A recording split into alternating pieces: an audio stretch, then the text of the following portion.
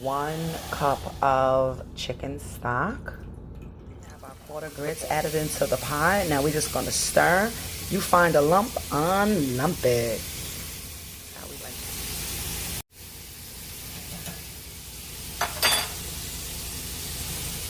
Skillet out and a spoon of butter in the skillet.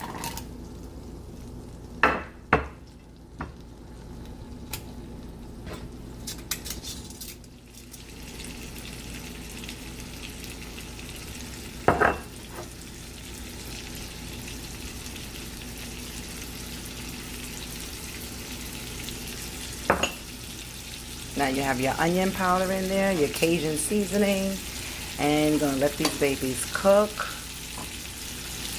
Yes, mix it all around.